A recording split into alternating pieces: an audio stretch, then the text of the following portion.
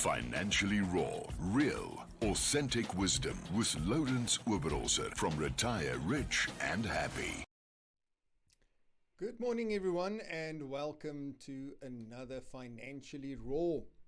It's Thursday, the 6th of April, 2023, and I'm glad to be joining you, and I'm thankful for you guys joining me, and I'm looking forward to a fantastic show this morning.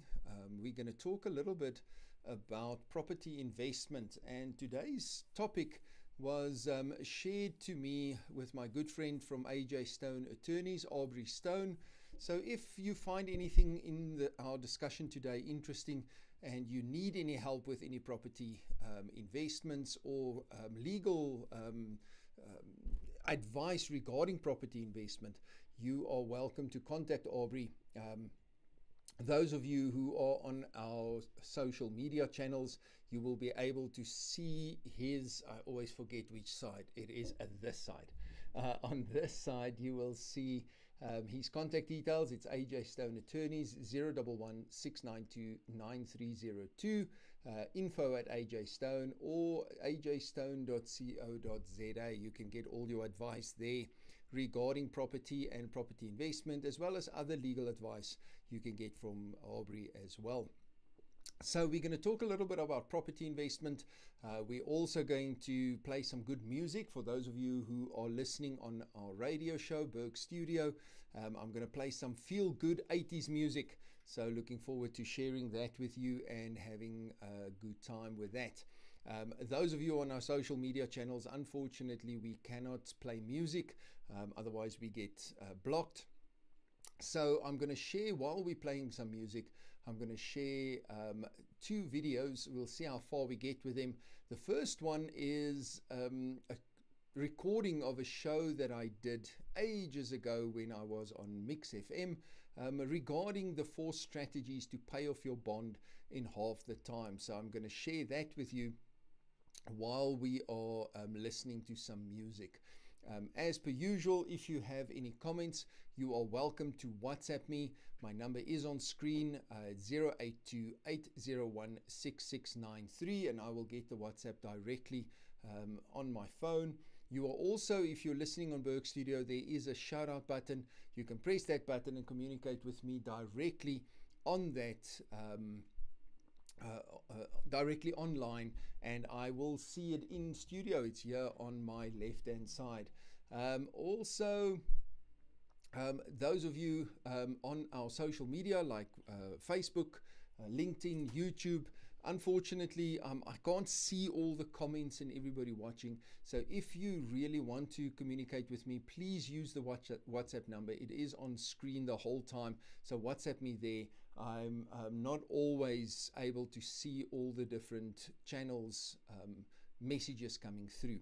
So before we get started and before we get into our topic for today about property investment, let's go for a short music break. And those of you on social media, we're going to have you watch a little bit about the show that I did on paying off your bond in half the time.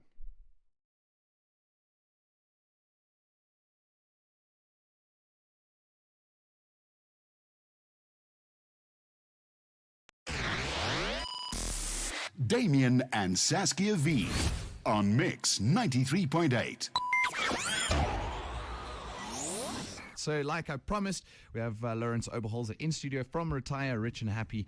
How's it going today, Lawrence? Hey, good on you, Damien. So today we're going to be chatting about 4 strategies to pay off your bond in half the time. Now, please share these secrets with us. Yes. Bonds are scary things. You end up paying for years. Yeah, and it's the biggest expense that most people will make in their life, the biggest amount of debt that most people will make. So it's something that we want to get rid of as quickly as possible, because while you're still paying your bond, it's not your property, it's actually the bank's property, and you're paying them rent to live there. So you want to get rid of that as quickly as possible. Okay, so here's the 4 strategies. Now, the first one is the simple one, the one that most people know, and that is paying a little bit more every month into your bond.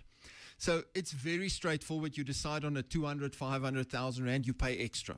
What the thing is with that is people don't understand the effect that a small amount makes. They think if I can't afford to pay an extra 1,000 Rand, then it's not going to be worthwhile.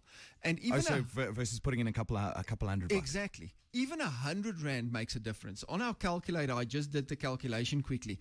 On a 1.2 million bond, if you put 100 rand a month extra, you will save 6 months and about 70,000 rand over the term of your bond from Just 100 bucks. 100 rand a month extra. Wow. So even if you can only do 50 rand or 100 rand, do it because it makes a huge difference. Okay, so that's the first one.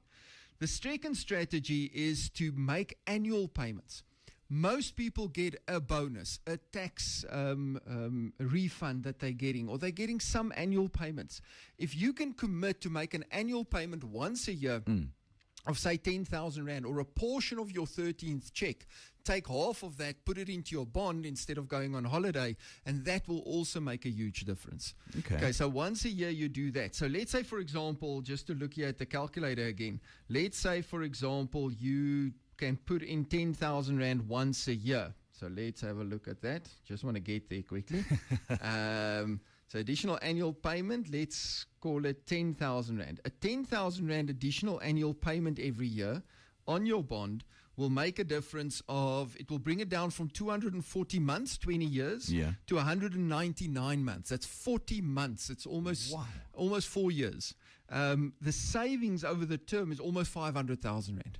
That So you're going you to could save 500,000 rand by just putting aside 10 grand a year. 10 grand a year is a once-off payment into your bond once a year. Okay. It's crazy. You don't actually think how much it adds up. Yeah. Here's the thing that a lot of people don't realize when they buy their house. On a 1.2 million bond, over 20 years, on a 10.5% interest, you will pay interest of 1.67 million over 20 years. That's more than what you actually bought the house for.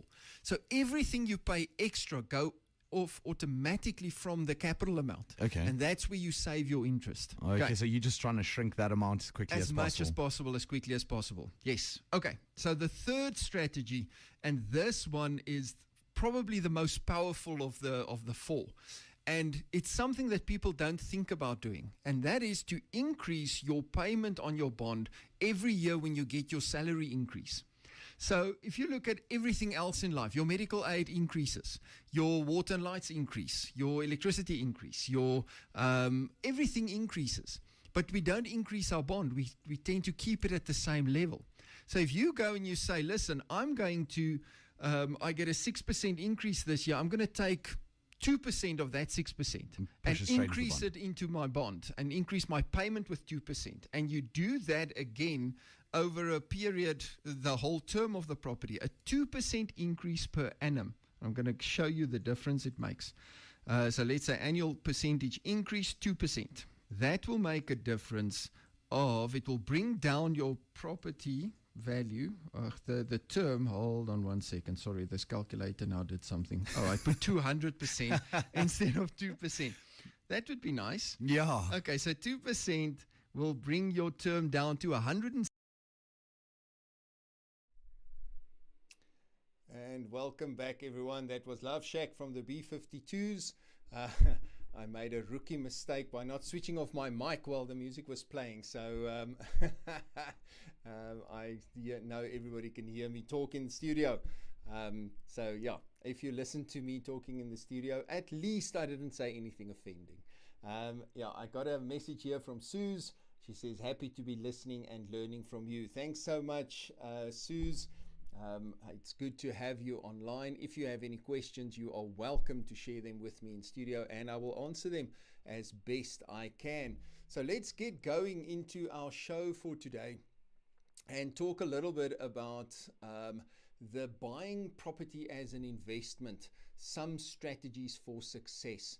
So property has always been and will always be one of the greatest investments for you to create and maintain your wealth, because property is a way that most of the wealthy people in the world park their wealth and build generational wealth through. So if you look at some of the top investors and financially the wealthiest people in the world, what they do is they start businesses to generate wealth, but then they park the money into property investments to maintain that wealth. And that's why property has always been one of the greatest investments. But it's something that you need to learn as well, because there's so many different types of property investment that you can get into. So it's important for you to understand what you need to do. And guys, this is just a very wide overview of property investment. Please do not think that after we've had this discussion about the strategies for success, you can just run out and go and buy the first property you see. Go get the education. I've got 5 steps for personal success, and this is, for me, is very important even when you start looking at property investment as well. And that 5 steps for personal success is: inspiration is step number 1. Be inspired. Understand that you can do it as well. If other people can do it successfully, then you can do it successfully as well. So be inspired. That's the first step. For us to do anything, to change anything, we first need to be inspired. The second step is education. So once you are inspired to do something, the first thing you want to do when you start taking action is educating yourself. That's the first thing. Then we go to motivation, getting the motivation for you to start taking action. So you want to motivate yourself, be motivated. And guys, motivation is an internal thing, it's not an external thing. So once you are motivated, you go to the next step, which is implementation. So you've got inspiration, education, motivation, then implementation, because knowledge alone is not power. The implementation of knowledge is power. But then the last one is the most important, and that is called determination. So that's the 5th step for personal success, is having the determination that once you have set your goal for yourself, that you will keep going and keep going through the obstacles and over the obstacles to reach your goals.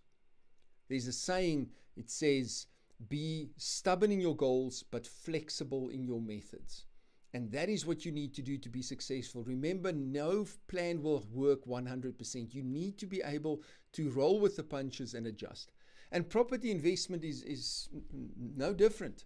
Property investment will also have obstacles. It will also have struggles. But you need to have the determination to push through those struggles to reach the success. So let's start talking a little bit about property investment. It says the only bad time to buy property is later, quoted by Steve Bolton. So buying property, whether to live or work in or buy to let basis, could be one of the most important investments you make. I truly believe that everybody should have some kind of a property portfolio. You have to invest some of your money in property, even if it isn't your main focus and the biggest investment you have. You want to have some of your investments in property. So here are some strategies to help you on your way. And Aubrey Stone from AJ Stone Attorneys, he shares 12 strategies for success. And as we go through them, I will give you my thoughts on each of these strategies as well. The first one is map out your investment goals. Do you plan to buy to let to provide steady income, or as a wealth builder to hold for long-term capital? So here's what you want to look for when you look at property investment. I usually look at it as either a property investment or a property speculation. Property investment is where you buy a property primarily for the income, the passive income that property will give you over time, with the fact that the asset increases in value over time is a secondary benefit. Your main benefit is the income that it generates. If you look at property speculation, you want to buy a property to quickly resell that property for a profit. So that's to flip, quickly resell with or without renovation. And you need to decide what kind of investment you're looking at. Do you want to have quick growth on your capital, or are you looking for the income? Now, when you invest in property primarily for the income, it is a lower risk investment than when you look at property speculation, where you're buying the property to quickly flip or resell that property. So depending on what your goals are, you need to understand why you are investing into property. The second one is do your homework. So the first one is you need to sit down and really look at what is it that you want to achieve. Now in our system, when we do the financial coaching, our system is built around income generating assets. So 80% of our property investment is focused on the income that that property will generate for us over time. That doesn't mean that's the only way to invest in property, but that is our primary goal for when we invest in property. But make sure that you understand what your goal is that you are looking to achieve. The second step is then do your homework. Before making any big property investment decisions, research the property market, the area you want to invest in, and the type of property you want to buy. So take the time and effort to prepare for your investment. That is part of the education process in our 5 steps. So inspiration, education, educate yourself. Have meetings with property specialists in your area or the area you want to invest in. Don't just meet with the first one and start working with them. Have a meeting with a few property professionals. See who resonates with you. See who can give you the best advice.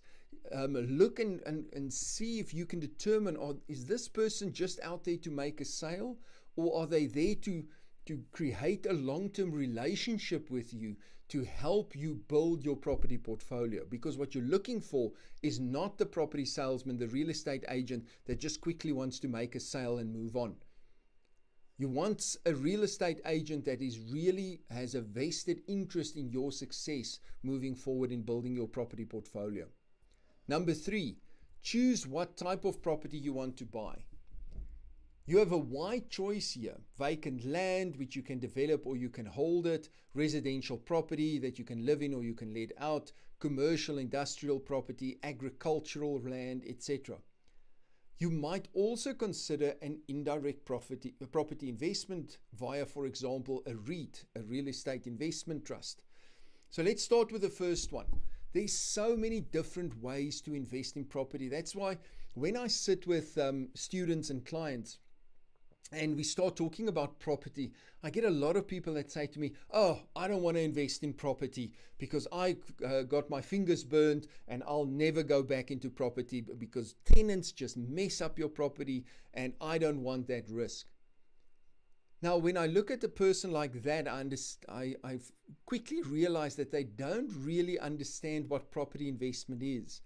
Because if you burnt your fingers with one property investment, you have basically not explored 99% of the other property investments that you could get into. So just the fact that you've burnt your fingers in one property investment doesn't mean property investment is a negative thing, or property investment is not a viable investment option. So if you have that attitude, you've got a very narrow-minded view, because there's so many different ways to invest in property. Even if you go through a property investment, a more structured indirect property investment like a real estate investment trust, a REIT, or a unit trust that invests in property. So there's a lot of different ways that you can invest or get access to property through your investments. Number 4, location, and I'll add a third one, location. Look for properties in areas with a high demand for rental properties. Even if you are buying a house to live in, the time may come when you decide to rent it out. Good infrastructure and potential for capital growth is important as well. So this one, I 100% agree with Aubrey on this. Even if you are buying a house to live in, the time may come when you decide to rent it out.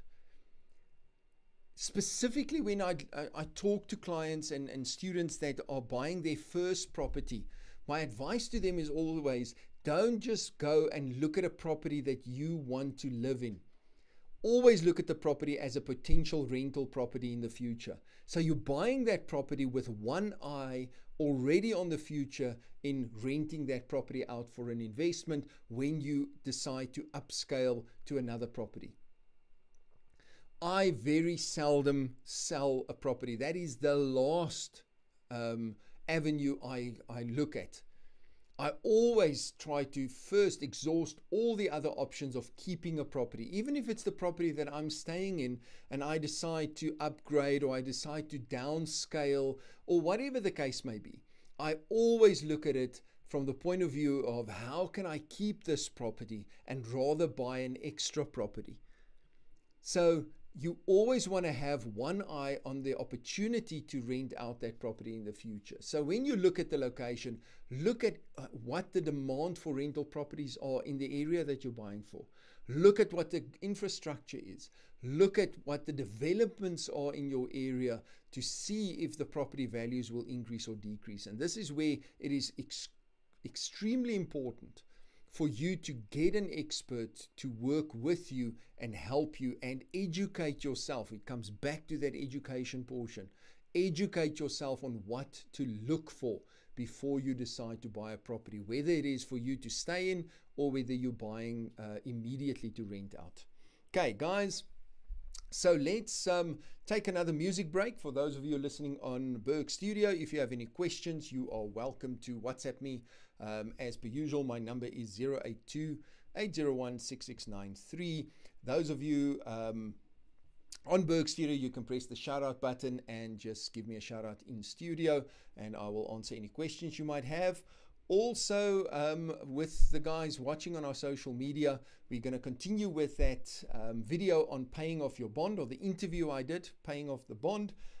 You can continue listening to that. And those of you on Berg Studio, we are going to listen. 79 months. So from 240, that's 279. to 179 months. That's a saving of 730,000 Rand over the term. And that is just putting an extra 2% every year onto your bond. And that's a crazy amount of money. That's almost another one-bedroom property. Again, that you could have paid off. Yeah. And you could have rented that property out and then got the rental income from there. Okay, and then the last one, the fourth one, this is for people that really don't have extra cash flow, but they do want to pay off a little bit. So what you do with that, it's a little bit more involved, but you basically take any money that you have extra and you park it into your access bond instead of leaving it in your savings account, leaving it in a money market account. Or you can go and take your debit orders, move them from the 1st to the 15th of the month. The amount that would have gone off on debit orders, you then put into your access bond for that period of time, and you will save the interest on that. And then at the 15th, you withdraw that money again, and then you just pay your debit orders at that stage.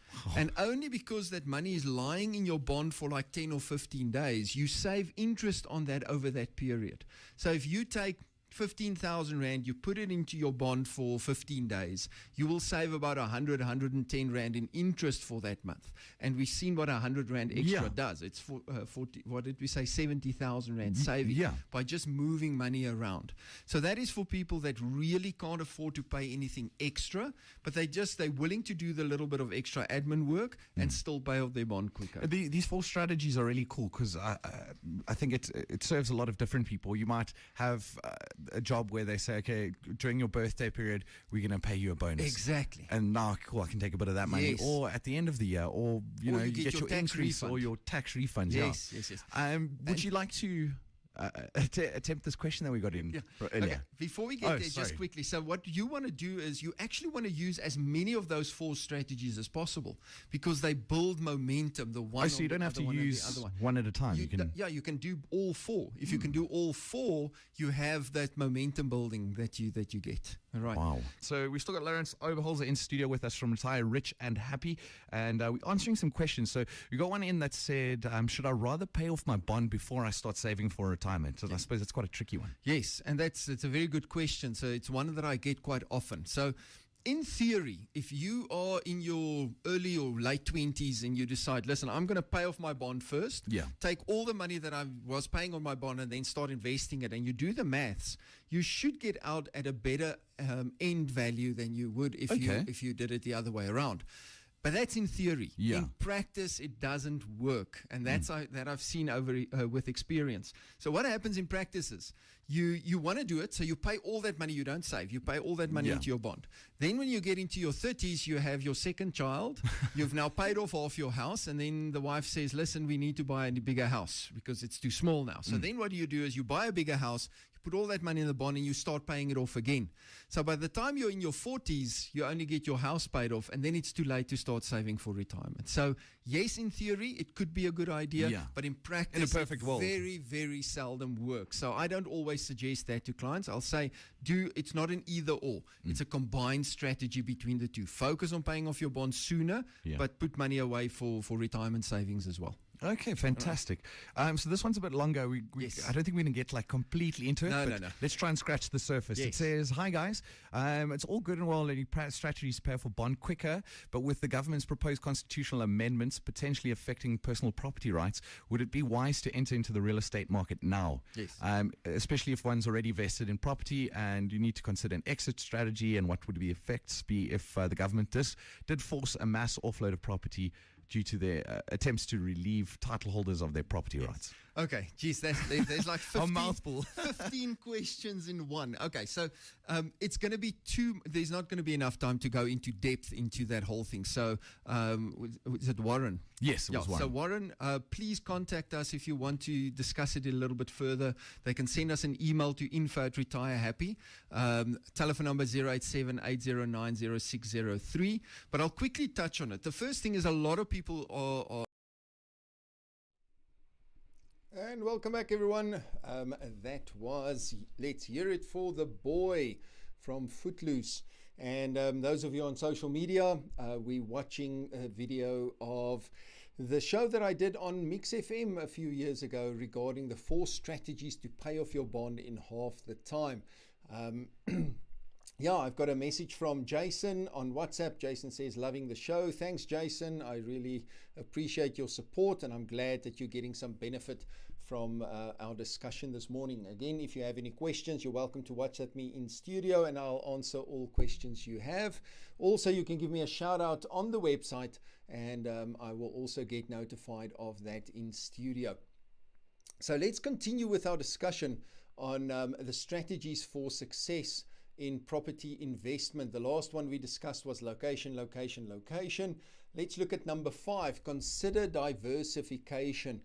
If you plan to go big on this, you could invest in different types of properties and in different locations to spread your risk. And although I do agree with Aubrey on this, I also would suggest that you first become good at one kind of property investment before you just start to try and diversify just for the sake of diversification. First, get good at one kind of property investment. If you decide that your ideal property investment is buy to let for residential properties, you don't just buy your first townhouse, rent it out, and then immediately start going into commercial properties. First, get good at that one kind of investment. Be successful in that, and then while you are becoming successful in the one type of investment in property, you then start educating yourself in different types or other types of property investment. Because again, each of these different types of property investment has its own set of skills, its own set of education and rules and tips that you need to learn for you to be successful in that. So don't just diversify for the sake of diversification. Get successful in one area first and then slowly start diversifying into different areas. Number 6, buy low. It seems self-evident, but more than a few investors lose sight of the fact that a big part of success when it comes to property investment is buying low. Now, here's some ways to achieve that. So let's first talk about buying low. This is a fact. You make your money on property if you're looking at the capital return. You make most of your money when you buy, not when you sell. So by buying at the lowest possible price, you reduce your risk dramatically, and secondly, you also increase your upside when you do sell the property dramatically. So always, number 1, negotiate. Don't be shy to negotiate on price or to bring in a professional if your negotiating skills aren't up to it. I always believe that when you go into property negotiation, you always have another partner. We have a saying, it says, always blame the deaf guy. So go in and you talk in, if you are not comfortable in saying, I don't think this is a good price. I think we can go lower than this, etc., etc. It's always good to have a deaf guy, the guy that is not really there, that you can put the blame on for being difficult, for being a hard negotiator. So you can say, you know what, my partner won't go for this. I can promise you he is not going to accept this offer. Is there any way that we can come down to X so that I can go to them or to him and really sell this deal to him for him to approve it? So have that deaf guy, the guy that you can make the haragat, if you want to call it that, in that negotiation. Now, B, consider a renovation property. Properties in need of renovation can be bought at a lower price and renovated to increase their value and rental potential. Guys, again, yes, this is true. You can consider a renovation property, but be extremely careful when you do that. You might buy the property, let's say it's R1 million property, you might buy it at 900,000 Rand because there's renovations to be done. But then you start with the renovations, and renovations never work out the way that you planned. So you end up spending 200,000 Rand on renovations on a 1 million Rand property where you could have bought a property for 1 million in any case. So be very careful when you do renovation properties, that you understand the risks involved in that.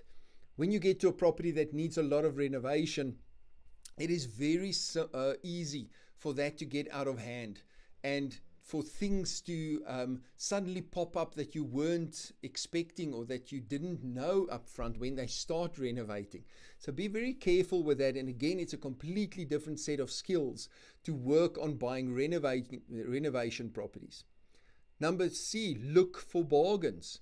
Repossessed properties, properties in insolvent estates, distress auctions, sellers wanting to sell quickly, perhaps because of a financial or personal reason, or they are planning to immigrate to another country or semigrate down to Cape Town. You never know, they want to sell quickly. All this could be a source of well-priced property. But tread with care, because this type of property can come with more pitfalls than normal. So when you look at something like repossessed properties, properties in insolvent estates, distress auctions, those kind of properties, be very careful to understand everything regarding that property. What are the arrear rates on that? Is there an outstanding water and lights account that hasn't been paid? All of those kind of things you need to understand before you go into buying or putting an offer into one of these repossessed properties or distressed properties. I read a book about a guy who's built up, I think it's something like a $300 million property portfolio over the last 30 years. And in the book, he talks about how he started his property portfolio. And this was literally his strategy. He decided on an area that he wants to invest into property. He then took the properties that are the kind of property that he was looking for. So let's say he was looking for a 2-bedroom, 2-bathroom with a garage townhouse. So he literally took all of those properties out of the property mag or wherever the advertisement for that property was. And he just went and offered 80% on that property. Whatever the asking price was, he offered 80%.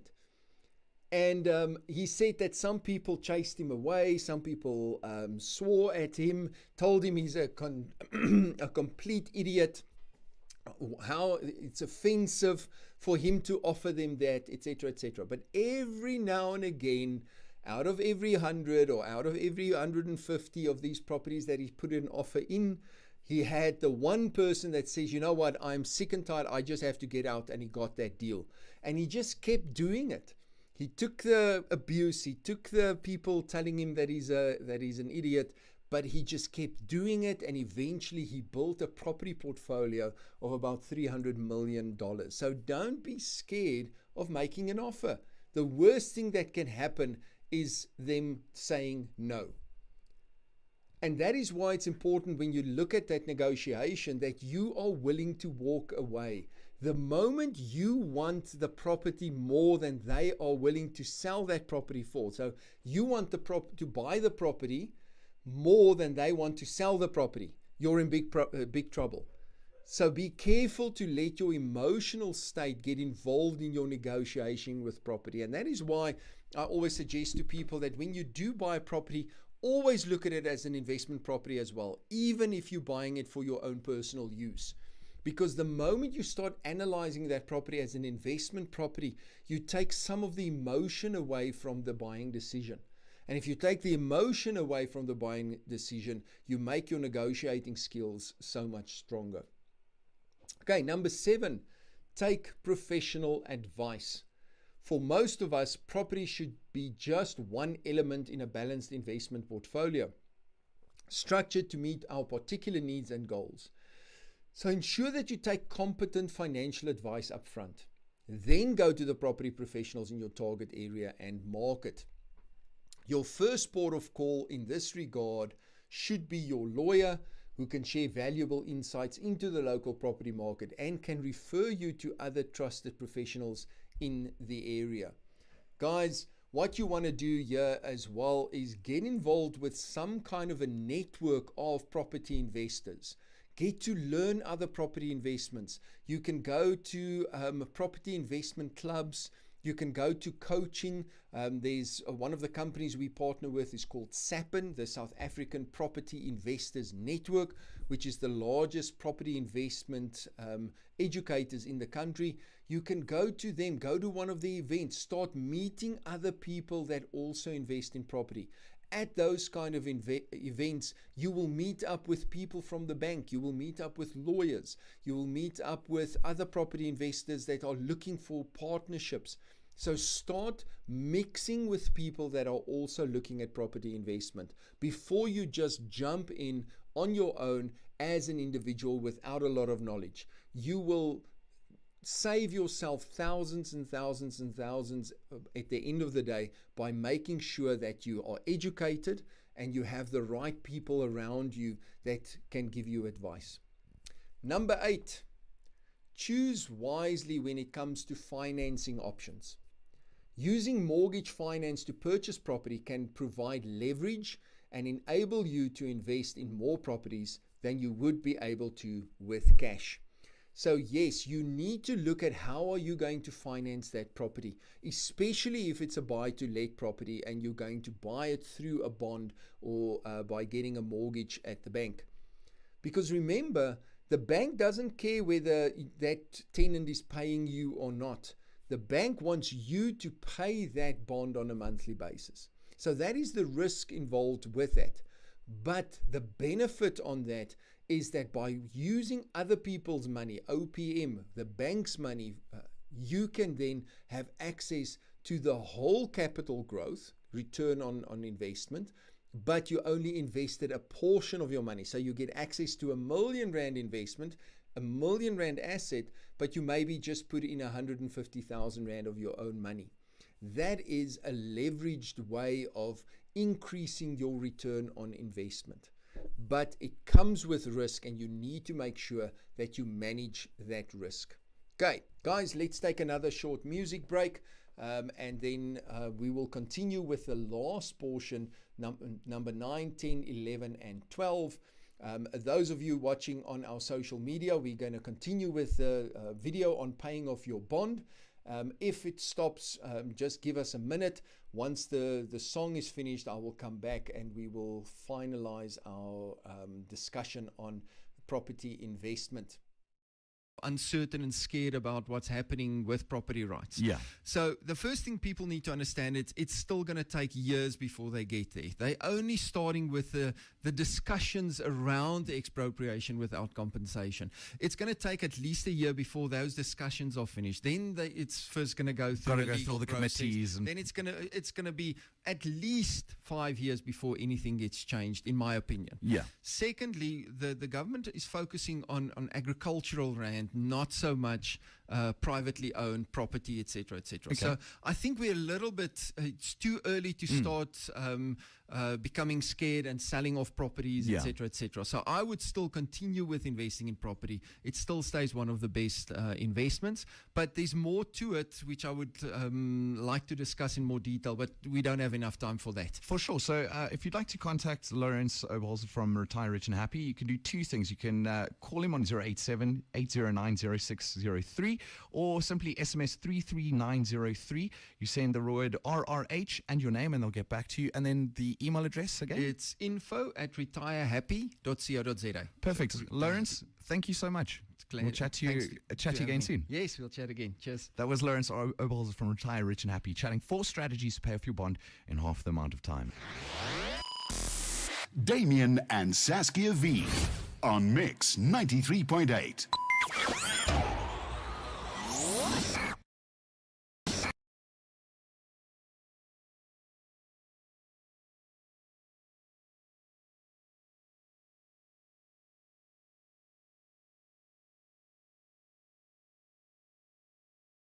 Financially raw, real, authentic wisdom with Lawrence Oberholzer from Retire Rich and Happy.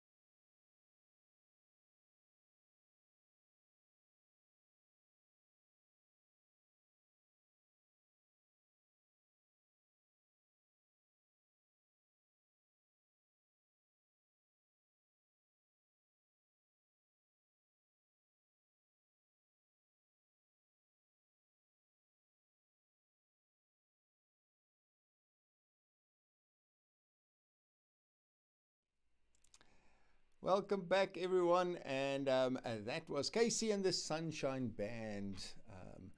What is the song now? I forgot the name of the song. Give It Up from Casey and the Sunshine Band. Those of you listening on Berg Studio, those of you on our social media, you watched the video on paying off your bond. You can go watch that video in entirety on our YouTube channel. Just search for our YouTube channel on iRetire.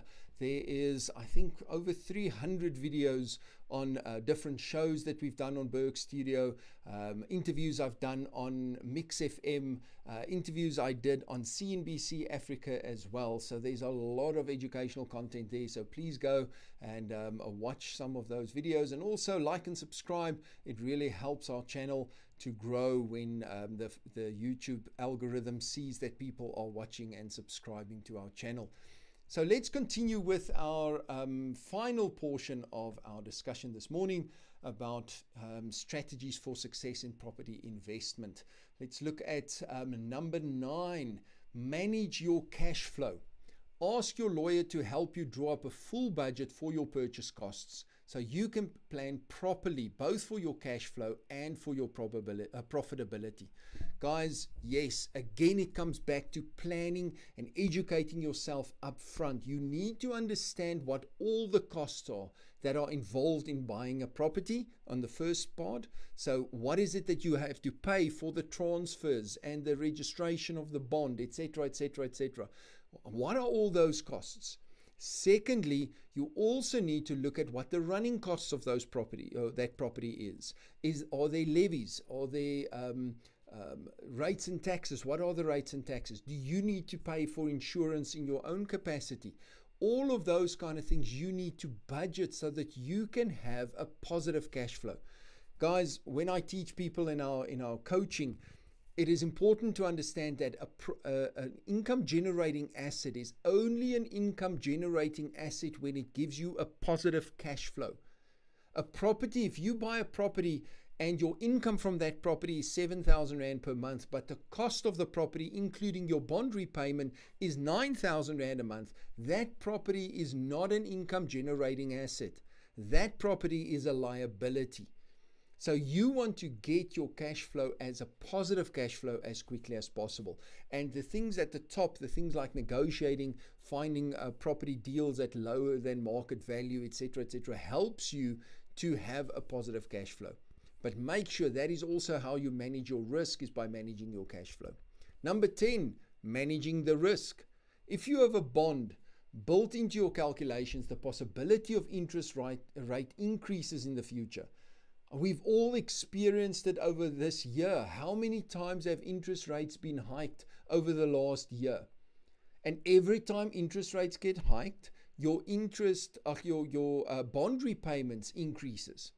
Now imagine you signed a lease for 12 months with your tenant for 7,000 Rand a month. Your bond repayment is 6,000 Rand a month, so you're making 1,000 Rand profit. And then interest rates go up by 1%. Suddenly your bond payment goes up to 6,200 Rand. So your 1,000 Rand profit has just decreased to 800 Rand. And then it happens again, and it happens again, and it happens again. And before you can know it, you are suddenly sitting with an expense on that property and not an income anymore. So you're not making any profit. You need to look at these things when you balance or you manage your risk and plan your cash flow moving forward. A highly leveraged property leaves you little room to maneuver if the market turns against you. If you are letting out to tenants, provide for vacancy rates and periods of low demand for rental property. So if you are renting property out to a tenant, don't look at that income as a guaranteed for 12 months. I always, when I do my planning, I work on about an 80% occupancy rate. So if a client tells me that they are getting 10,000 Rand a month from their rental property, I only work on 80% of that. I will only in my planning put in 8,000 Rand per month because I work on an 20% vacancy rate. Always budget for the worst case scenario. Make sure that you are planned and budgeted for worst case scenario. Don't think everything is just going to be hunky-dory and nothing's ever going to happen. Number 11, property management might pay for itself. Consider using a property management company to manage your rental properties, as this can take the stress and workload off you and provide a more professional service to your tenants. Guys, especially if you start moving and start building a property portfolio, get a proper property management company. Because if you really want to build passive income through property, you cannot run around and be the maintenance guy and the handyman and the property manager and you're collecting rentals and collecting deposits, going to check all the properties. You just can't do that because suddenly that becomes an extra job. So from the beginning, budget into your property, the property management. But also be very careful. Don't take the first property manager. Don't just because the estate agent bought you or sold you the property, just use them for property management. find the right fit for you, somebody that will really take that property and manage it as if it's their own property. And lastly, don't forget the tax implications. This is vital. There are both potential tax benefits, and there are many through property ownership, and tax pitfalls awaiting the property investor.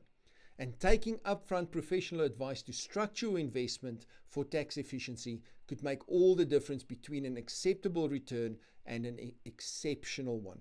So guys, yes, you need to sit with a tax specialist. You need to sit with a lawyer and structure your personal financial structures or situation for the best possible tax benefit. It is always easier to buy. Let's say, for example, you want to create a property investment trust and you want to buy the properties or move the properties into the trust. It is always cheaper to buy the property already in the trust in the beginning than buying the property and then later wanting to move it into the trust. So it is crucial that you have your homework done beforehand. Make sure that you understand all the tax implications, the income coming in from the property. What is the tax implication in your personal capacity, for example? But also, what are the potential tax benefits? What can you write off from tax from any income, whether it's the property income or your personal income, because you now have that property? Investing in a property can be a great option for you if you are looking for long-term growth and a steady income. However, it is important to do your research, seek professional advice, and to consider all the available options before making any investment decisions. Guys, again, I'm coming back to the 5 steps for personal success: inspiration, education, motivation, implementation, and determination. Follow those 5 steps when you look at your property investments as well, and make sure that you focus a lot of your effort on the education part. Guys, it was great sharing my knowledge with you, sharing this morning with you. I hope you found some benefit from this, and I look forward to meeting with you again next week, same time, same place. During the week, we will announce what the topic will be for next week. Join in, ask questions, engage with me. If you have any questions, I'll be happy to answer as far as I can. Even if I can't answer immediately, I can always go do some research and give you my opinion in the next week's show. So looking forward to next week. Enjoy the long weekend and be safe wherever you go. And I'm going to say bye. And on our Berg Studio, the people listening on Berg Studio, we're going to play out with the last song. And the last song we're going to play out with is Taylor Dayne, Tell It to My Heart. Cheers, everybody.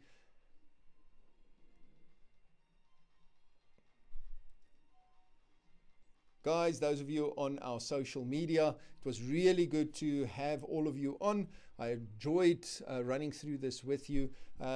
Share the link with as many people, everybody that you think might benefit from this information. Share the link with them.